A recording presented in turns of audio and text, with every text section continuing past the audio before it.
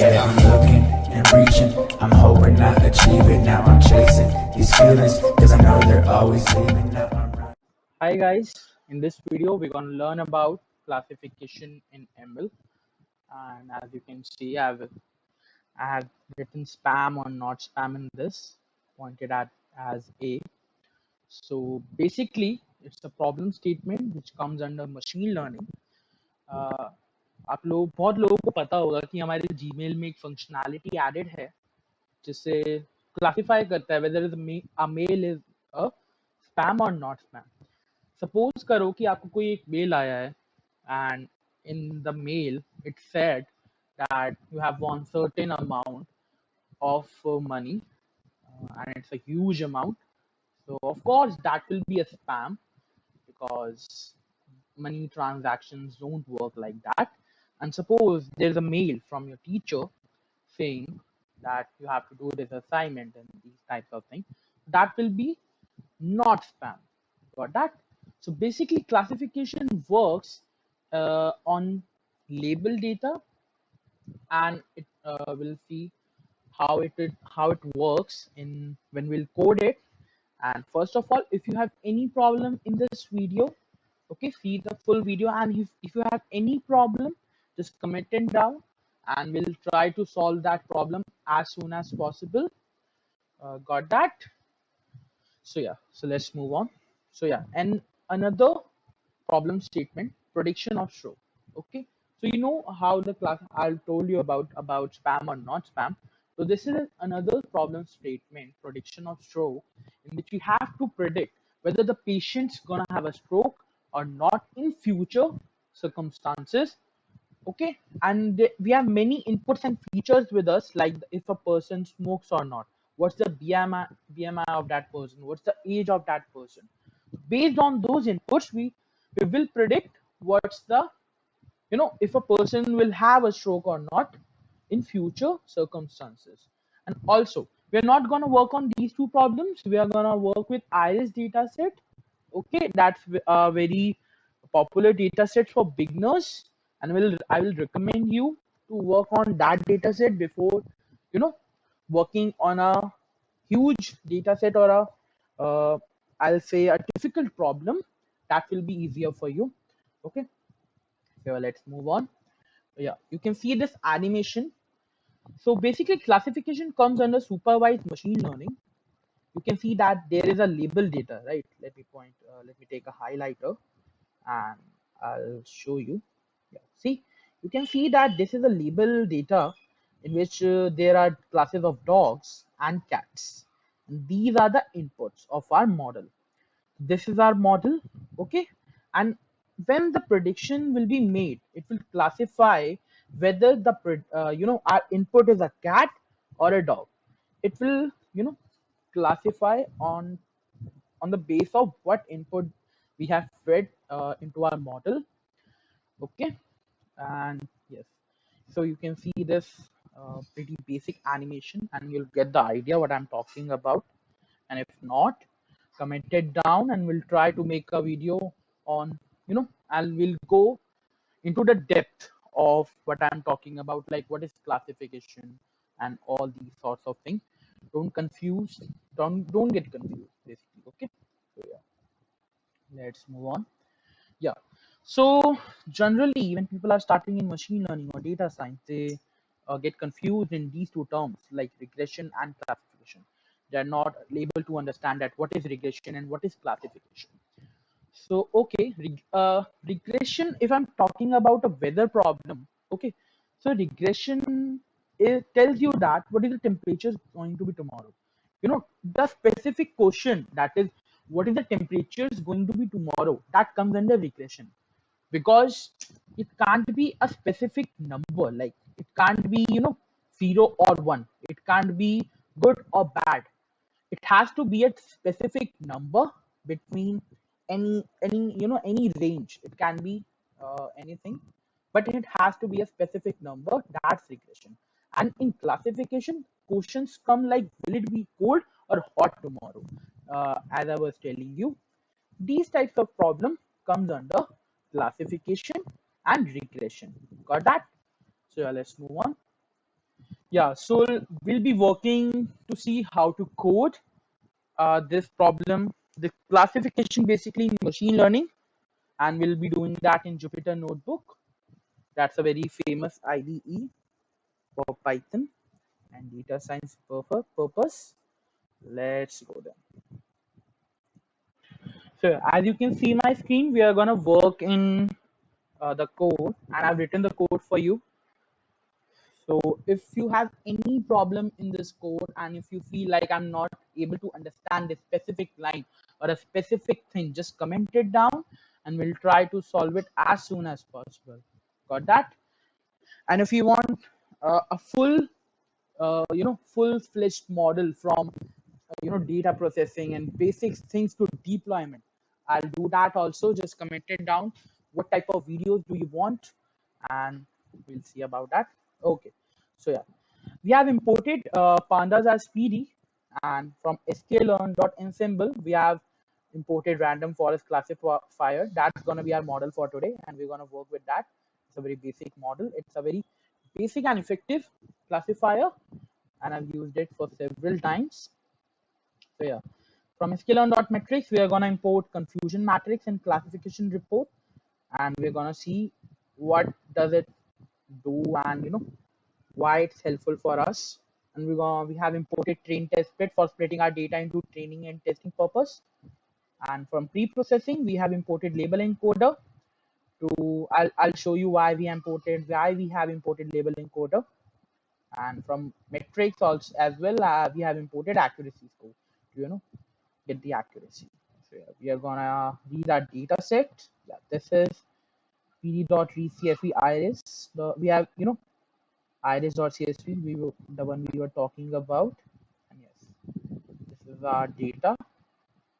See, we have ID, we have septal length in centimeter, we have septal width, we have petal length, we have petal width, and based on that, we have species of a flower. That's what's the species of a flower: Iris setosa, Iris virginica, Iris versicolor. Okay, so yeah, gathering info about data set. When we run it, this tells about what's the count of our data set. We have 150, you know, data points, and the mean of these. You can read this. You can pause to read this. I'm not gonna go into the detail of these. Yeah, so talking about label encoder, it's used for encoding the categorical features. See, we can't feed this into our model. Like we can't feed setosa, virginica, or versicolor into our model. We need a definite sets of number to deal with. So we are gonna use label encoder. You can use any encoder you like. One hot encoder, pd.get dummies. My basic favorite is label encoder, so I'm gonna go with label encoder.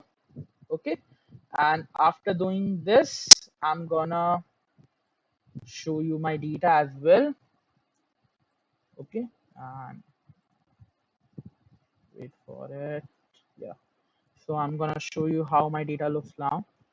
See, the species, they are gone from the Iris setosa and Iris virginica, from this to 0, 1 and 2. They are classified into labels. Got that? Yeah. So now what I'm gonna do is I'm gonna train, test, and split my data. I'm not taking ID because I don't need ID, and I'm not taking species in X, and I'm taking species in Y because uh, X is our independent variable and Y is a dependent variable on which we have to make predictions. Okay, and yeah. So this is our X. Okay, and yes, now we'll find out the accuracy using, no, not decision tree classifier. Actually, it was a project I've done before. We'll work with random forest classifier. Nice. So yeah, I've run it previously also. I'm gonna run it for you. So see, we are calling random forest classifier. We are fitting our data, and we are predicting on X test, and we are we are doing a classification report on these predictions and the y test data, the predicted data and the observed data. and we are calculating an accuracy score, our accuracy. Okay, we're gonna run it. Nice. So this is precision and recall and F1 score. And in our we have in our data set we have the 30 test data.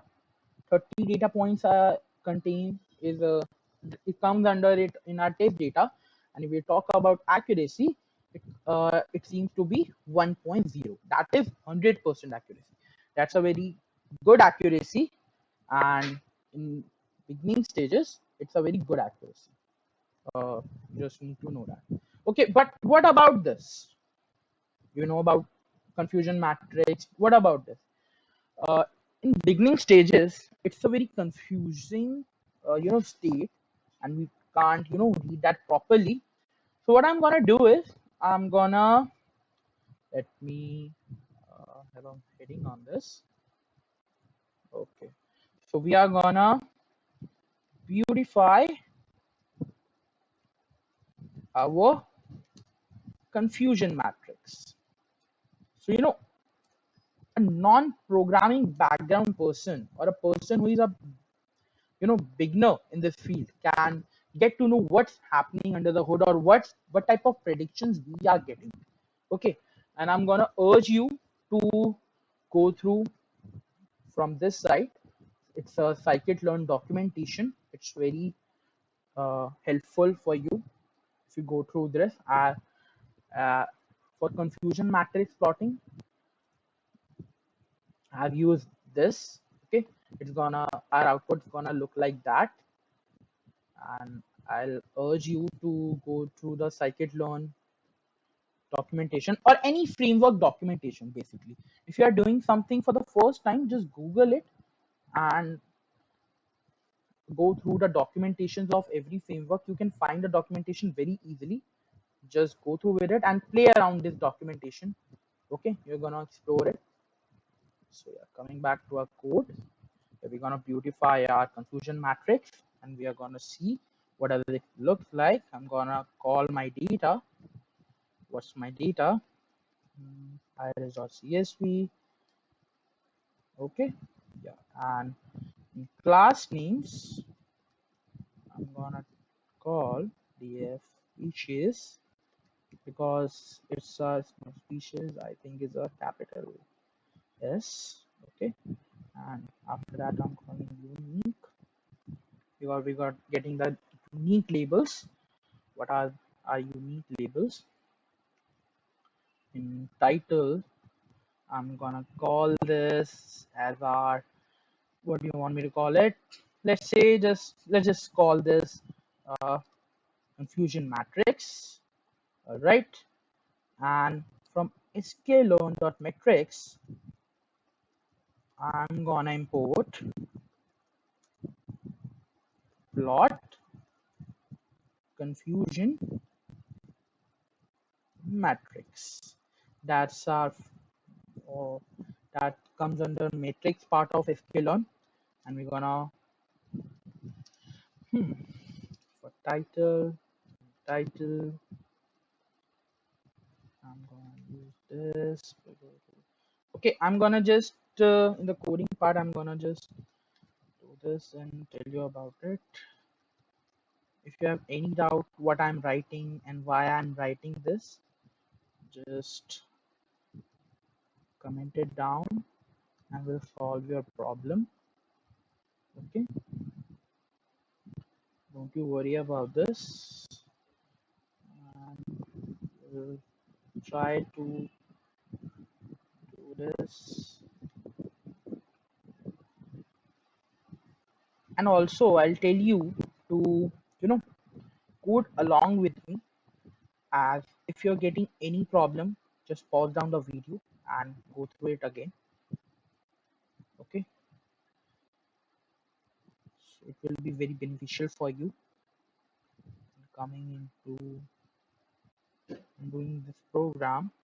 You're gonna learn a lot of things for that, and we're gonna set our title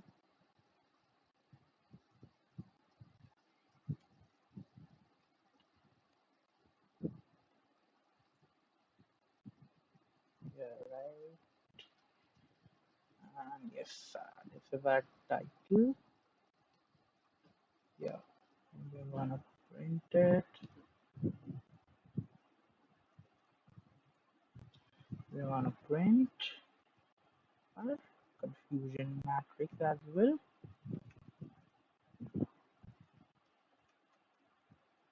Okay, and after that, coming out of the loop, I'm gonna do plot show. Wait for it.